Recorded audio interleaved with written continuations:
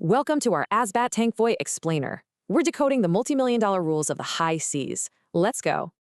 Picture a massive oil tanker stuck at a sunlit port.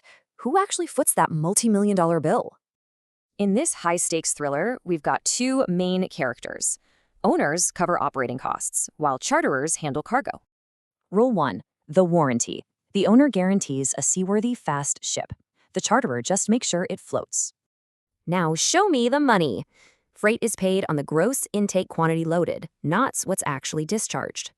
Lump sum means paying full freight if any cargo arrives. Pro rata only kicks in if cargo gets lost.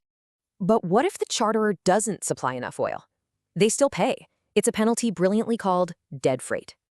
Thanks to a 10% tolerance, this dead freight is based on a massive 110% capacity. Calculating it is a three-step dance. Find maximum load, subtract fuel and water, then compare to loaded cargo. Simply put, the gap between maximum capacity and the actual cargo loaded equals the cold, hard, dead freight owed. But watch out for specific gravity. Dead freight is always the lesser of weight or cubic capacity calculations. Next up is the Notice of Readiness, or NOR, the critical moment the ship shouts, "I'm ready." Take the Petra Schmidt. They tendered readiness outside of specified office hours. Was this a hugely costly mistake? The charterer argued this early notice was a total nullity, legally void, but the court completely disagreed. The notice was totally accurate, just non-contractual. Late time legally commenced 6 hours after those morning hours began. Moving to Clause 9, charterers must designate a berth that's instantly reachable on arrival. No waiting around.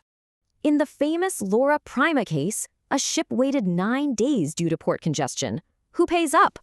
The House of Lords ruled the charterer pays. They failed their absolute duty to procure a reachable berth. What about bad weather?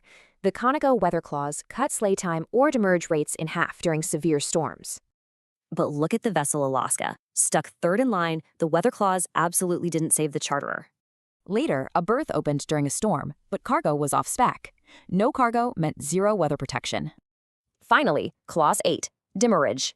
When lay time runs out, those massive, unforgiving financial penalties start hitting incredibly hard.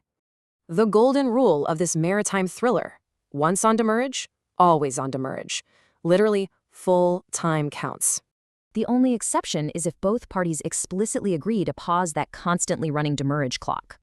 Millions of dollars are lost in these details. Is your next maritime contract hiding a ticking financial clock?